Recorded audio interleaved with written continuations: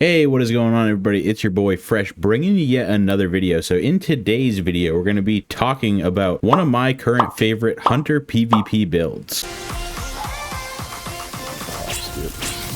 3, 4, dude. What? Wait, is it 5? This build will allow you to play like a movement demon in the Crucible while utilizing some of the fastest movement tech available, all while ensuring that your enemies have a very hard time keeping up or even tracking your movement while you're using your tech. Now, this also can be used in PvE for some serious speedrunning techniques. Shatter skating is definitely going to be a part of this video, so if you're interested on how to do it easily without any macros, then stay tuned. Disclaimer. Is this information going to be useful to you if you're a Titan or Warlock main? Well, probably most likely not. But actually, it might be, because at least you have some insight into the mind of us hunters. Also, disclaimer, are you already fast as fuck, boy? Well, I mean, if you'd like to keep watching to further or just confirm your knowledge of holding mostly W, then I'm thrilled. If not, you just keep being you beautiful bastard. Okay, so before we jump right into all that, I'd like to give a small shout out to the commenter who guessed my hunter's location in the last video, Lois Griffin, not that Lois Griffin, Lois Griffin 428. Thank you for playing Where's Fresh. Now, next time, I'd like to give someone a shout out and showcase one of their crazy clips at the beginning of one of my next videos. And if any of you have any crazy clips posted to YouTube, Instagram, TikTok, or X, and you'd like to share them with all of us, please link me your craziest clips on X, link in the description. If we get enough clips, I will be making an entire video reacting to all of your clips. With that out of the way, it's time for the build. I will be explaining the movement tech side of things as we progress, but let's get some basics out of the way beforehand. Okay, class. Everyone take out your books and turn to page stasis. And while you're at it, please equip Shatter Dive, Mask of Backus, and your Eager Edge swords. Let's begin. One key thing is that while this build is definitely quick and flashy, it is heavily centered around gun skill, map placement, and situational awareness, using mainly just your weapons, but having them backed up by utility style abilities, aka it's not all fun and games with my fun and games, aka Get Good Nerd. Now, this build and playstyle does work best with hard-hitting and or precision weapons such as hand cannons, snipers, shotguns, and special ammo grenade launchers. Now, that's not saying that you can't use your favorite pulse rifles and fusion rifles, but I personally feel that it's definitely easier to keep the gap or close the gap with single fire, hard-hitting weapons. Now, my go-to is adaptive frame hand cannons, that being 140, and adaptive frame snipers being 90 RPM, unless I'm using the Cloud Strike because I'm just trying to cheese everyone. But I will say shotguns will be arguably better for this build, especially if you like to play crazy aggressive, which, I mean, this build is going to let you do that. So as many of you might know, Shatter Dive, Eager Edge, and Backus Light Shift are some of the fastest, if not the fastest, movement tech abilities in the game, or at least for us hunters. We are going to take a look at all of them individually, and then we are going to take a look at them all in one as a package and really see what this build can do. Now, I have had some gameplay in the background so that you guys can see how fast I am moving around the map right now. If you guys have taken a look at it, even though this is a private match and just a showcase, it is to showcase how fast you can move around any map when you have all of your tools active.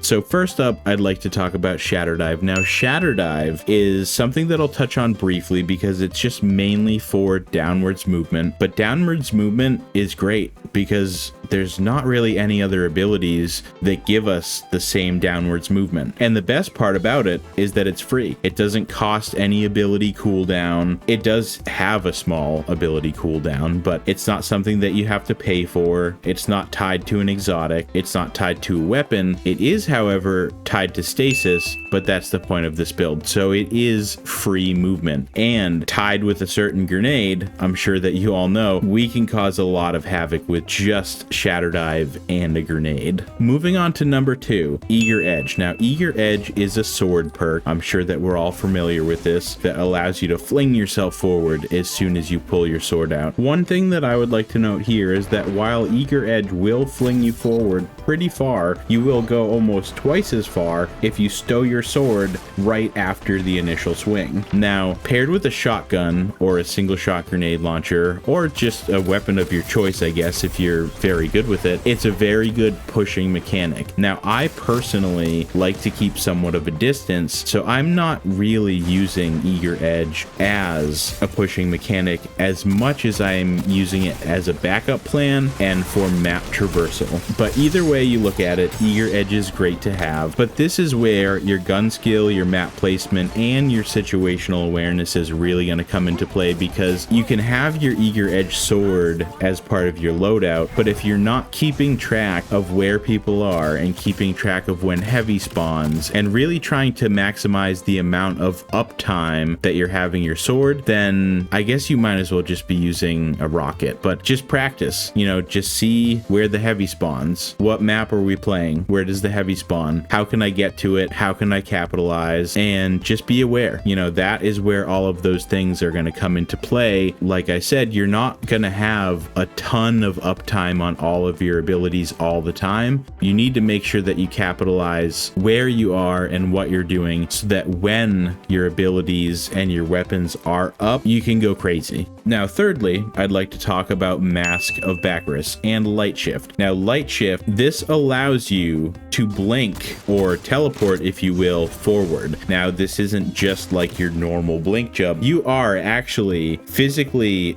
off the grid. You cannot be touched during Light Shift. And when you come out of Light Shift, you get a 7% damage boost to arc and stasis weapons. Now, personally, I'm not using this buff a ton, but if you were, say, using an arc shotgun or an arc primary, then you're really going to want to use Backus to try to push. Now, I'm using Backus the same as I would Eager Edge as a backup plan and for map placement to support my gunplay. I for sure will use it to push people in certain situations, but I'm not utilizing the damage buff. But I will say that on my Mercurial Overreach, getting a headshot is approximately 385 damage. Now, if I'm adding 7% to that, that brings it up to about 415 damage, give or take. That should be enough to shut down any super at any resilience with any amount of damage resistance. And that in itself is pretty cool, I think. And finally, we are going to be talking about shatter skating. How to shatter skate easily and without macros. If you are on controller, it is still fairly simple. All right, guys, so what we can do here is, if you guys would like to completely bypass practicing your keybinds on PC to be able to shatter skate quickly and efficiently, what you guys can do here is come into your secondary binds, switch your secondary heavy bind to 1, secondary jump bind to 2, and secondary air move to 3. Now, what that's going to do is allow you to press 1, 2, and 3 in quick succession. If you guys use 1, 2, and 3 to switch between your weapons, let me remind you that you only have 2 weapons that you're using mainly, and you could just press one button to swap between them, just like you would by pressing triangle or something on controller. Now, what I have that bound to is Q. I just switch between my primary and secondary with one button, and then typically I would press 3 to be able to switch to my heavy without having to hold Q down.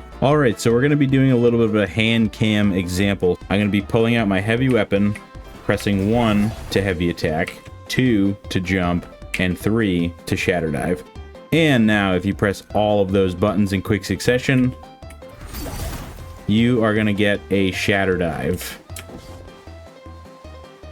And I'm doing this one hand. I'm going to crash into the wall as well and almost die. So that is that, guys. Alright guys, so there you go. When you have all of your abilities and movement tech ready to go at the same time, you will be able to traverse any terrain at top speeds on Hunter. Now of course, you will have less uptime in PvP and more uptime in PvE, but in PvE, this is surely more of a speedrunning strat than any sort of DPS build for sure. One thing that I would like to note here is that the combination of all three of these abilities almost allows you to demonically platform shift across the map. Now at this point, I will be showing briefly all of my aspects, all of my fragments, and all of my stats on screen. Now I like to run 100 mobility, 100 recovery, and 100 discipline. Now especially with Gambler's Dodge, you have pretty much infinite amounts of free melee energy. So I would prefer to go the discipline route, and to nobody's real surprise, Silence and Squall is not a very special super, so I prefer not to go for intellect either. So mobility, recovery, and discipline. Now discipline is of course great because I like to freeze my enemies and then snipe them or shatter dive them. And now I know this video turned out to be more of a movement tech video than a Hunter build video, but trust me when I say I take all of my aspects and fragments into account, all of my stats, and then I have all of this movement tech at my fingertips.